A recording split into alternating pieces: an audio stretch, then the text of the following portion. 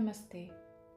आइए आज सुनते हैं प्रेमचंद पुरस्कार और पद्म भूषण जैसे पुरस्कारों से अलंकृत प्रवासी अमेरिकी हिंदी साहित्य लेखिका उषा प्रियमवदा जी की एक और कहानी, छुट्टी का दिन। पड़ोस के फ्लैट में छोटे बच्चे के चीख चीख कर रोने से माया की नींद टूट गई। उसने अलसी पलकें खोलकर घड़ी देखी, 5:45 बजे थे। फिर उसे याद आया, आज तो छुट्टी का दिन है। उसने पैर फैला लिए, पलकें आंखों पर ढलक आने दी। वह रेशमी चादर का नरम चिकना स्पर्श गालों पर महसूस करती हुई पड़ी रही। नींद की मीठी खुमारी अब भी उस पर छाई थी। खुली हुई खिड़की से सवेरे की ठंडी हवा आ रही थी। पूरी तरह से जगी होने पर भी नींद को बहलाकर फिर बुलाना चाह रही थी, पर वह बच्चा था कि रोए ही जा रहा था। छोटा सा कोमल गोरा गोरा बच्चा, गोल मुंह पर भवों की पतली सी लकीरें, लंबे लंबे रेशमी पलक। जब क्रोधित होकर रोता था तो गोल गोल आंसू गालों पर आ फिसलते थे और सारा काजल अपने साथ बहा ले जाते थे।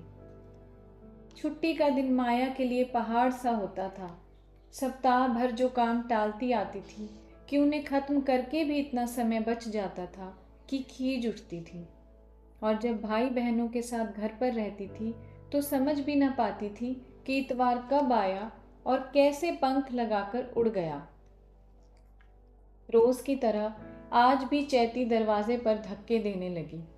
तकिए में मुंह गड़ाकर माया ने अनसुनी करने की चेष्टा की, पर लगातार धक्कों के साथ चैती ने बीबी जी की पुकार लगानी शुरू कर दी तो माया ने ठंडी सांस ली।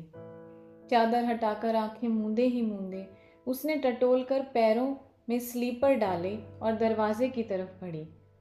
अभ्यस्त उंगलियों ने चटकनी गिरा दी और सवेरे सवेरे चैती का मुंह न दिख जाए इसलिए वापस मुड़कर अपने बिस्तर पर आ गिरी। उसका मन चैती को भरपूर डांट लगाने का हो रहा था, पर पलकों पर अभी भारीपन था, इसलिए वह चुप ही रही। चैती ने पहले नल खोलकर बर्तन उसके नीचे डाल दिए और खुर खुर करती हुई झाड़ू लगाने लगी। तब माया उठकर बैठी, हाथ फैलाकर अंगड़ाई ली, फिर जोर से कहा, सोने नहीं दिया ना? क्यों चैती? धोती का पल्ला कमर में खोसे, झाड़ू हाथ में लिए पर्दा हटाकर चैती ने दर्शन दिए। कहा, सोती काहे नहीं? और पर्दे के पीछे गायब हो गई। माया उठकर खिड़की के पास आई। इधर उधर के फ्लैट्स में हलचल हो रही थी। एक तरफ दूध वाला अपनी बाल्टी में मैला गंदा हाथ बार बार डालकर दूध नाप रहा था। हर बार नाप का बर्तन बाल्टी से टकराता और फिर लोटे में दूध गिरने की आवाज के साथ दूध वाले का मोटा खरखराता कंठ कहता, 4, 5, 6। माया ने गुसलखाने में जाकर बेसिन में नल खोल अपने हाथ उसके नीचे कर दिए। पानी की तेज और ठंडी धार हाथों पर पड़ती रही। चौके से चैती की खटपट सुनाई देती रही। माया ने गीत की एक कड़ी गुनगुनाने का प्रयत्न किया, पर आवाज बेसुरी हो गई। उसकी आंखें बेसिन के ऊपर लगे शीशे में अपना प्रतिबिंब देख रही थी। सूना मुंह, सूनी आंखें। एक क्षण को उसे लगा कि यह प्रतिबिंब किसी और का है। वह स्वयं कैसे इतनी थकी, इतनी टूटी सी हो सकती है? शीशे के अंदर से वह अनजान सी युवती माया को जैसे पहचानने की कोशिश कर रही हो। ऐसे देखती रही जब तक कि माया ने भीगे असहाय विवश हाथों से अपने बाल छूते हुए दृष्टि हटा न ली। उजले सफेद बेसिन के किनारे पानी की बूंदें फिसल रही थीं। माया की आंखें उस पर एक बूंद पर टिक गई जिसे सूरज की पहली किरण ने इंद्रधनुषी रंगों से सजा दिया था। बूंद हिली, फिर चिकने बेसिन पर फिसलती हुई पानी की धारा में मिल गई।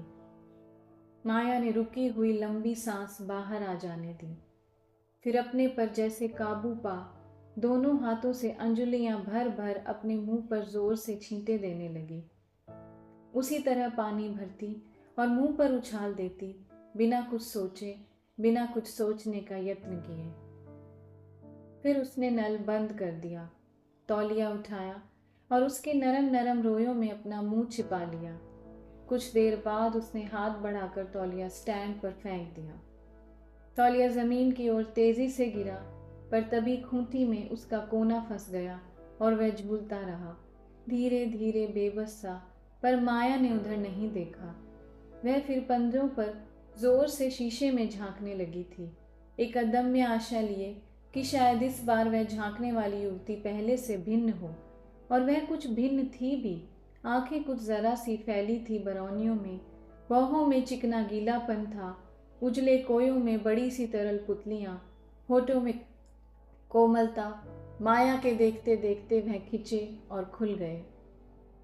उस छोटी सी मुस्कान ने सारे चेहरे पर एक कमनीय स्निग्धता ला दी। माथे को घेरे हुए जो बालों की लटें थीं, उनमें कुछ बूंदें उलझी थीं। माया ने गर्दन मोड़ी तो कनपटी के पास एक बूंद में उसे रंग दिखाई दिए, ढेर सारे रंग, चमकते हुए, झिलमिलाते हुए, तड़पते हुए। वहीं वह गिर न जाए, इस डर से माया शीशे के आगे से हट आई। दरवाज़ा खोला और कमरे में आकर कुर्सी पर पैर उठाकर बैठ गई। हाथ गाल पर टिकाकर सोचा, और अब? चैती पास की मेज पर चाय पहले ही रख गई थी। रोज की तरह मोटे पतले बेढंगे, कहीं गीले कहीं कड़े टोस्ट थे। रोज रोज का सुनहरी धारी वाला नाजुक प्याला था। वह कड़ी हुई कोजी थी जिस पर एक चिड़िया पंख खोलकर उड़ने को तैयार थी, पर उड़ेगी नहीं। उड़ सकती भी कैसे थी? उसे देखकर माया का मन एक निरर्थक आक्रोश से भर उठा था। उसका मन हुआ कि पैर से ठोकर मारकर मेज उल्टा दे और सारे बर्तन खनखनाकर जमीन पर जा गिरे। चीनी के बर्तनों के टूटने की आवाज कितनी प्रिय होती है। पर मन में उसके मूल्य का अंदाजा लगा और ये सोच कि बेकार में नए खरीदने पड़ेंगे, उसने अपने को रोक लिया और प्याले में चाय उड़ेलने लगी। गर्म चाय को गले से उतार वह फिर खिड़की के पास जाकर खड़ी हो गई। नीचे सड़क थी, कहीं कहीं तारकोल हट जाने के बड़े बड़े धब्बे थे, कहीं गहरे गड्ढे थे। अगर किसी तांगे का पहिया उसमें फंस जाता तो चाबुक फटकार कर तांगे वाला एक गाली दे उठता। अगर रिक्शे का पहिया होता तो रिक्शे वाला जोर लगाकर निकालने की कोशिश करता, और अगर तब भी ना निकलता तो सवारियों को उतारना पड़ता। इस बाधा से उनके चेहरे रोष से लाल हो जाते और बाद में मैले अंगोछे से माथा पहुंचता रिक्शा वाला और सवारियां सड़क की ऐसी हालत पर दुख से सिर हिलाते, नजरों से दूर हो जाते। सड़क के उस पार एक इमारत थी, बड़ी सी, पुरानी सी, जिसे मरम्मत की सख्त जरूरत थी। सड़क की तरफ मुंडेर थी जिस पर एंटीगोनम की लता छाई हुई थी और पोर्टिको की धूमिल पीली दीवारों पर गहरे बैंगनी रंग में फूलती हुई घनी बेगम बिलिया थी, अपने वैभव में लचकती, झूमती, बल खाती। जब हवा चलती तो माया अपनी खिड़की से उनसे बैंगनी रंग के फूल टूट टूट कर उड़ते हुए देख सकती थी। उन 3 पंखुड़ियों के फूलों में कितना रंग था, कितनी मृदुता, पर माया के दिल में वह एक घनी पीड़ा भर जाते थे। इस वक्त सूरज की किरणें बेगम बिलिया पर पड़कर उसके रंग को और चटकीला बना रही थी। सुबह की हवा से कभी कभी कोई फूल नीचे भटक कर आ गिरता था। माया उसमें डूबी हुई थी, रमी हुई थी, हाथ खिड़की पर टिके थे, आंखें सामने। उसने नहीं जाना कि कब चैती आई। जब पायदान के पास बैठकर उसने 2 बार झाड़ू जमीन पर पटकी तो उसने आंखें हटाई। वह कल्पना और स्वप्न थे, यह कमरा, ये दीवारें, यह बंधन, जीवन और सत्य। मालकिन का ध्यान अपनी ओर आकर्षित हुआ देख चैती ने कहा, खायका का बनी है? इतवार का दिन है, छुट्टी का दिन। आज तो कुछ विशेष खाना बनाना चाहिए। चैती को स्वामिनी का खोयापन अच्छा नहीं लगा, न खाबे का शौक न पहिरे का। सिर हिलाते हुए उसने जो झाड़ू पटकी तो लाख की एक चूड़ी चट से टूट गई। उसके टुकड़े बीनते हुए चैती ने कहा, का बनाई? कुछ भी बना लो, माया ने उदासीनता से कहा। खिचड़ी डाल देई? व्यंग्य से चैती ने पूछा। खिचड़ी? वही बना दो, माया ने कहा। तब चैती ने कहा, ए बिटिया, तोहार असपरानी हम ना ही देखा, न कबो कछु खाएं न बनवाएं, हमऊ आदमी हन, हमरो मन है, हम खीर पूरी खाब कहे देत है, दूध हम ले लिया है। चैती ढीठ हो गई, पर माया ने कुछ नहीं कहा। हटकर चली आई और कपड़ों की अलमारी खोली। कुछ रेशमी कपड़े धोने के लिए सप्ताह भर से रखे थे, उन्हें बाहर किया और जाकर गर्म पानी में साबुन घोलकर डाल दिए। अनमनी होकर फिर आकर अपनी मेज पर बैठ गई। एक और कापियां रखी थी, उन पर धूल की गहरी परत थी। माया ने लाल पेंसिल उठा ली, धूल झाड़कर एक कापी खोली, गलतियों पर गहरे लाल निशान लगा दिए, पर मन उसमें भी नहीं लगा। हाथ बढ़ाकर पास की छोटी मेज पर से अखबार उठा लिया, खोला। अचानक ही वह कुर्सी खिसकाकर उठ खड़ी हुई, घड़ी पर नजर डाली तो पाया कि बड़ी आसानी से 10 बजे की फिल्म देखी जा सकती है। जाकर फिर अलमारी खोली, कुछ सोचकर एक साड़ी निकालकर पलंग पर रख दी और तैयार होने लगी। अभ्यस्त हाथों ने बाल ठीक किए, पाउडर लगाया, कुछ देर अपने को देखती रही और फिर लिपस्टिक उठाकर अपने होंठ खूब गहरे लाल कर लिए। कपड़े बदले और चैती से कहा, मैं सिनेमा जा रही हूँ। चैती ने पूछा, कब तक आई हो? यही 12 साढ़े 12 तक, और पर्स उठाकर बाहर आ गई। खुली खिड़की से हवा आई और अखबार के पृष्ठ उड़कर फर्श पर जा गिरे। खुली कॉपी के पेज सरसराते रहे, मेज पोश का कोना हिलता गया और हॉल में बैठी माया को लगा कि जिस अकेलेपन से बचना चाहकर वह सिनेमा चली आई थी, उससे निष्कृष्टि कहाँ हुई। अभी उसकी नितांत अकेले बैठकर सिनेमा देखने की आदत नहीं हुई थी। कुछ विचित्र और अटपटा सा लग रहा था। इंटरवल में उसने एक उड़ती सी नज़र से इधर उधर देखा तो पाया कि कॉलेज की संस्कृत टीचर मिसेज भारद्वाज भी कुछ दूर बैठी हैं। उन्होंने भी माया को देखा और हाथ हिलाकर पास बुलाया। माया को उनका साहचर्य विशेष प्रिय न था, पर यह सोचकर कि 1 से 2 भले, उठकर उनके पास चली गई। अकेली ही हो? प्रश्न हुआ। मिसेज भारद्वाज की तीव्र दृष्टि माया पर थी।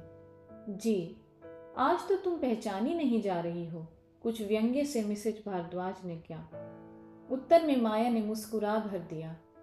तभी एक वयस्क से सज्जन उसकी ओर देखते हुए पास आ गए। मिसेज भारद्वाज ने कहा, यह मेरे पति हैं, मिस्टर भारद्वाज। आप मिस सहगल हमारे कॉलेज में हिंदी पढ़ाती हैं। मिस्टर भारद्वाज ने नमस्कार किया और पास वाली सीट पर बैठ गए। कुछ वार्तालाप करने का प्रयास करते हुए पूछ दिया, अभी ही आई हैं आप? कुंठित हो माया ने कहा, जी। पत्नी की ओर उन्मुख होकर मिस्टर भारद्वाज ने पूछा, चाय वगैरह कुछ मंगवाऊं? मंगवा लें। यह साड़ी बड़ी प्यारी है, यहीं से ली है? मिसेज भारद्वाज ने पूछा। मदर ने भेजी है। आपका घर यहाँ नहीं है? मिस्टर भारद्वाज को जैसे कुछ बात करने का विषय मिला। जी नहीं। और फिर कहा, लखनऊ में है। वहाँ से आप यहाँ आई, इस छोटे शहर में? माया की मुस्कान अनजान में ही विषाद पूर्ण हो गई। कहा, यहाँ नौकरी आसानी से मिल गई। आपको कभी पहले नहीं देखा। पति को धीरे धीरे खुलते देख मिसेज भारद्वाज ने कुछ चेतावनी के से स्वर में कहा, यह नई आई हैं, इसी साल। बैरा के चाय ले आने से व्यवधान पड़ा। माया ने अभी एक घूंट ही चाय पी थी कि हॉल की रोशनी बुझ गई। उसके उठने का उपक्रम करने पर मिसेज भारद्वाज ने बाह पर हाथ रखकर रोकते हुए कहा, यहीं बैठी रहो ना। माया फिर बैठ गई, पर उसका मन हो रहा था कि वह मिस्टर और मिसेज भारद्वाज के बीच की सीट से उठ इधर मिसेज भारद्वाज के पास बैठ जाए, पर यूं उठ जाना अभद्रता होती। मिस्टर भारद्वाज शालीनता से बैठे रहे। कभी भूल से भी उनकी कोहनी या कंधा माया ने नहीं छुआ, पर कुछ हंसी की बात पर उनका जोर से खुलकर हंसना माया को खटक जाता था। आखिर ऐसा ठहाका कि हॉल गूंज जाए लगाने की क्या जरूरत? बीच में माया ने अपने को झिड़का भी कि इस जरा सी बात पर वह बेकार ही मन क्यों कुढ़ रही है। फिल्म अधिक लंबी न थी। जब समाप्त हुई तो माया ने मानसिक यातना से छुटकारा पाया। शिष्टता के साथ जितनी जल्दी उनसे छुट्टी ले सकती थी लेकर माया अलग हुई, पर अभी उसका मन घर आने को न हुआ। सड़क के एक किनारे खड़े होकर कुछ देर सोचा कि और क्या किया जाए। ध्यान आया कि रिश्ते के एक भाई यहीं कहीं आसपास रहते हैं और माया के न आने का कई बार उल्हाना दे चुके हैं।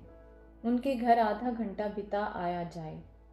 पर्स में एक स्लिप पर उनका पता लिखा था, उसे ढूंढ कर निकाला। घर उनका आसानी से मिल गया।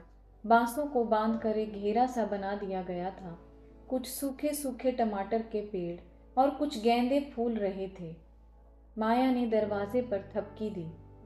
कुछ देर में एक महिला अंदर से झांकी। अंदाज से सोचकर कि यही भाभी होंगी, माया ने नमस्कार कर कहा, चंदन भाई साहब हैं? मैं माया हूँ। भाभी उत्तर में मुस्कुराई और दरवाज़ा खोलते हुए कहा, आइए।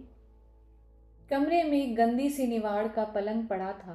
पास ही चारपाई थी जिस पर बिस्तर बिछा था। एक गीली सी गद्दी भी थी और सिरहाने छोटे बच्चे के कुछ कपड़े। बैठिए। माया पलंग की पट्टी पर बैठ गई। भाभी की धोती मैली थी और उसमें से घी की तेज महक आ रही थी। आपने मुझे पहचाना न होगा, चंदन भाई साहब की चाची है ना?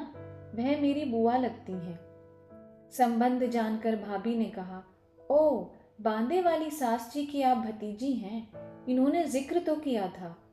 कहाँ हैं भाई साहब? माया ने पूछा।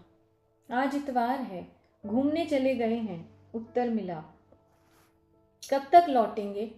फिर यह देख कि वह अभी खड़ी ही हैं, माया ने कहा, आप भी तो बैठिए। चूल्हे पर तरकारी चढ़ी है और उसका ध्यान आते ही भाभी बोली, अभी 2 मिनट में आई, कहकर कमरे से चली गई। माया उसी तरह पट्टी पर बैठी निरुद्देश्य इधर उधर देखती रही। कमरे के बाद बरामदा था और उसी के निकट शायद चौका, क्योंकि कढ़ाई में कलछी चलने की आवाज़ साफ सुनाई दे रही थी। फिर एक छनाका हुआ, शायद पानी डाला गया और फिर हाथ में दरी लिए भाभी आई और कहा, उठिए, इसे बिछा दूं तो आराम से बैठिए। दरी बिछाते हुए कहा, आज तो आपकी छुट्टी होगी, इतवार है। जी, आपको तो खूब अच्छा लगता होगा। प्रश्न सुन माया कुछ देर चुप रही, फिर कहा, जी हाँ, अच्छा तो है। वैसे तो कॉलेज का ही काम रहता है, कभी कभी इधर उधर चले गए, सिनेमा वगैरह। अब सिनेमा से ही आ रही थी, सोचा कि मिलते चले। बड़ी हसरत से भाभी ने कहा, अकेले रहने में ये तो है ही, जो मन आया कर लिया। शादी से पहले मुझे सिनेमा देखने का बड़ा चाव था। मेरे एक चाचा गेट कीपर थे, सब मुफ्त में देखते थे। पर अब तो 1.5 साल से कोई सिनेमा ही नहीं देखा। मुन्ना छोटा है, घर में कोई है नहीं, छोड़े भी किस पर।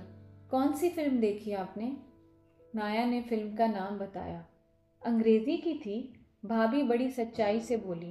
भाई हमें तो कुछ समझ में नहीं आती, 2 एक बार गए भी, पल्ले कुछ नहीं पड़ा। फिर रुककर भाभी ने पूछा, आप तो शायद बीए होंगी? जी नहीं, एमए, आहिस्ता से माया ने कहा। भाभी ने एक लंबी सांस ली, कुछ कहने को मुंह खोला, फिर रुक गई।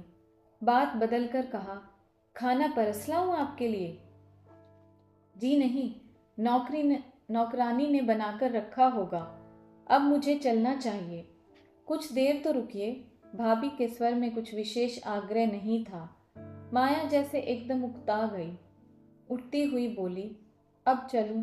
भाभी जी, कभी आप भी हमारी तरफ आइए। कहूँगी उनसे, लाना न लाना उनके हाथ है। भाभी ने जल्दी से हाथ जोड़ दिए। बाहर निकलते हुए माया को लगा कि वह बेकार ही आई। भाभी को शायद काफ़ी काम हो, पहुंचकर बाधा दी। घड़ी पर नज़र डाली, 12:15 बजे थे। कुछ भूख भी लगाई थी। बांस का फाटक खोलकर भड़ी ही थी कि चंदन से भेंट हो गई। अरे वाह माया, किधर जा रही हो? पकड़े जाने पर माया ने रुककर कहा, घर जा रही हूँ। आई थी, आप मिले ही नहीं। अब तो मिल गया। चलो चलो अंदर चलो, अपनी भाभी से मिली? जी भाई साहब, अभी माफ़ी चाहती हूँ, फिर आऊँगी। पर वह नहीं मानी और बेतकल्लुफ़ी से उसका हाथ पकड़ लिया और कहा, नहीं, बिना खाना खाए नहीं जा सकोगी। माया ने हाथ छुड़ाने का प्रयत्न किया, पर चंदन हाथ पकड़े पकड़े ही अंदर तक ले गए और जोर से पुकार कर कहा, सुनो, एक मेहमान आए हैं। भाभी चौके से बाहर आईं और देखा, फिर कहा, मैंने तो पहले ही रुकने को कहा था। फिर माया के मुख की ओर देखकर बोली, हाथ तो छोड़ दो बेचारी का। उनके कहने का ढंग ऐसा था कि चंदन ने तुरंत उसका हाथ छोड़ दिया। फिर कुछ अपराधियों की तरह कहा, खाने का इंतजाम करो, हो रहा है। रुखाई से कहकर भाभी वापस चली गई। चंदन और माया ने स्पष्ट रूप से महसूस किया कि उन्हें प्रसन्नता नहीं हुई है। माया ने फिर कहा, भाई साहब, बेकार झंझट होगा, मेरी नौकरानी इंतजार कर रही होगी। झंझट क्या, खाना अभी बना जा रहा है। सर ऊंचा कर उन्होंने पत्नी को पुकारा, सुनो, जरा जल्दी कर दो। अंदर से उत्तर आया, कर रही हूं, पहले जरा मुन्ने को नहला दूं। तब माया जाकर उधर खड़ी हो गई, कहा, भाभी जी, आपको परेशानी हो रही है, मैंने तो कहा था। भाभी धूप में बैठकर बच्चे को नहलाने की तैयारी कर रही थी। माया को भूख लगने लगी थी। जहाँ वह खड़ी थी वहीं से झांक कर देखा, चूल्हा खाली था। बच्चा चीख चीख कर रोता रहा। भाभी उसे साबुन लगाती रही। उनके ढंग से लग रहा था कि जैसे आज ही बच्चे को रगड़ रगड़ कर गोरा कर देंगी। माया बैठी बैठी अपने को कोसती रही कि किस क्षण में उसने यहाँ आने को सोचा। आखिरकार भाभी ने बच्चे को पहुंचकर कपड़े पहनाए और कपड़े पहनाकर पालने में लिटा दिया और कहा, जरा दही ला दीजिए, रायता बन जाएगा। नहीं नहीं, माया ने जल्दी से कहा, रायते की कोई ज़रूरत नहीं। पर भाभी ने नहीं सुना। चंदन भाई साहब दही लाने को भेज दिए गए। भाभी चौके में जाकर खटर पटर करने लगी। बच्चा रोता गया। माया ने उठकर उसे गोद में ले लिया। हिलाया डुलाया तो वह चुप हो गया। उसे कंधे से लगाकर माया ने बरामदे में कई चक्कर लगाए। फिर देखा वह सो गया था। धीरे से लिटाया तो वह फिर जग गया। उसके चीखने से पहले ही माया ने फिर उसे कंधे से लगा लिया और टहलने लगी। घूमते घूमते उसके पैर थक गए, कंधा दुखने लगा, पर भाई साहब दही लेकर नहीं लौटे। भाभी रोटी बनाने का सारा आयोजन कर चूल्हे के पास चुपचाप बैठी थी। माया से कहा, देखा, जहाँ जाते हैं वहीं के हो रहते हैं। 2 कदम पर बाजार है। फिर एकाएक उठती हुई बोली, जाने कब तक आएंगे, मैं नहा लूं, आप कहें तो आपको खाना परस दूं। भाई साहब को आ जाने दीजिए, माया ने कहा। भाभी उठकर अंदर गई। गुसल खाना बंद किया ही था कि भाई साहब आ गए। प्रश्न भरी दृष्टि से इधर उधर देखा। माया ने अपने आप ही कह दिया, नहाने गई हैं। नहाने गई हैं? ये नहाने का टाइम है? इनके सब काम उल्टे होते हैं। कहकर दही उन्होंने रख दिया और बाहर से कुंडी खड़काई। भाभी चुप रही। माया ने बच्चे को पालने पर लिटा दिया। इस बार वह सोता ही रहा। वह थकी थी और भाई साहब झुंझलाए। 2 एक बात कर दोनों चुप हो गए और प्रतीक्षा करते रहे कि कब भाभी निकलें। भाभी साफ सुथरी धोती पहनकर बाहर आईं, माथे पर बिंदी लगाई, मांग से सिंदूर छुआया। बिना किसी जल्दी के धीरे धीरे चौके में आकर बैठ गईं। रायता बनाया, चूल्हा फूंका। फिर उन्होंने पूछा, कहाँ खाएंगे? चटाई बिछा ले, मैं रखी है कोने में। माया ने चटाई बिछा ली, सैंडल उतारे, हाथ धोकर चौके में गई और थालियां उठाकर बाहर ले आई। दाल एकदम ठंडी और पतली थी। रायते में काफ़ी ज़्यादा नमक। माया को बरबस चैती की बनाई नरम नरम पूरियां और मेवे की खीर की याद आ गई। खाने के बाद कुछ देर वह और बैठी। जब भाभी स्वयं भी खा चुकी तब वह विदा लेकर आई। चैती शायद इंतजार करते करते थक कर चली गई थी। माया ने अपने पास की दूसरी चाबी से ताला खोला। घड़ी की सुइयां 3 पार कर चुकी थी। कमरे की छां में मधुर शीतलता थी। माया ने सैंडल उतार दिए, पर्स कुर्सी पर रख दिया और चौके की तरफ गई। खाना सब ढका रखा था। पूरियाँ, सूखी मटर, दम आलू तथा गाढ़ी मेवे की खीर। लगता था कि चैती ने भी खाया नहीं, कुपित हो भूखी ही घर चली गई थी। माया वहां से गुसलखाने में गई। उसकी आंखें जल थीं।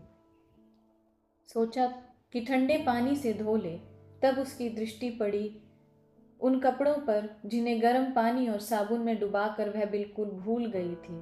उसने झपट कर कपड़े अलग अलग उठा लिए।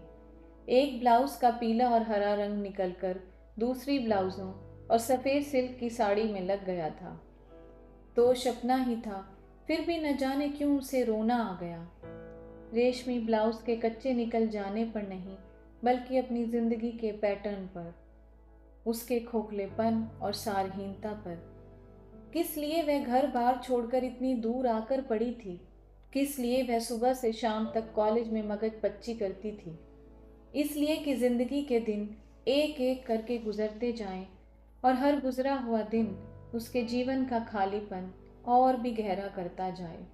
और एक दिन वह सोचे कि इस जीवन में उसने क्या पाया, तो पता चले कि वह एक लंबे अनंत मरुस्थल की तरह था। माया ने ब्लाउज फिर उन्हीं कपड़ों में डाल दिया और आकर औंधी ही पलंग पर पड़ गई। जब वह जगी तो कमरे में अंधेरा था। धूप न जाने कब की खिड़की की राह चली गई।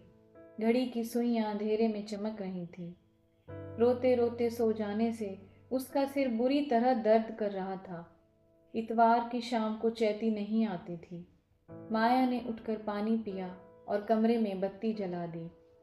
मेज के पास जाकर कुर्सी पर बैठ गई। मेज पर कॉपी खुली पड़ी थी। लाल पेंसिल के निशान चमक रहे थे। माया बहुत देर तक बैठी बैठी खिड़की से बाहर देखती रही। आसमान में दो एक तारे निकल आए थे। पड़ोस में दूध वाला बाल्टी खटका रहा था। दूध नापता हुआ मोटे से एक रस स्वर में कह रहा था, 2, 3, 4। सीढ़ियों पर ऊपर नीचे आते जाते जूतों की आवाज़ आ रही थी। गुसलखाने में कपड़े भीग रहे थे। चौके में खाना ठंडा हुआ रखा था और कनपटी के पास एक शिरा बुरी तरह दुख रही थी। धीरे धीरे आकाश काला हो गया। तारों की ज्योति में उज्ज्वलता आ गई। आने जाने वालों का रव थम गया। माया एक सांस लेकर उठी। बिजली बुझाकर फिर पलंग पर लेट गई। उसे पता था कि नींद रात में बहुत देर से आएगी, फिर भी आंखें बंद कर ली। कहीं घड़ी ने धीरे धीरे 8 के घंटे बजाना आरंभ किया। माया ने करवट बदली। अगला दिन, काम का दिन। धन्यवाद। अगर आपको मुझसे कहानियाँ सुनना अच्छा लगता है तो प्लीज़ इस चैनल को सब्सक्राइब करें और वीडियो शेयर करें।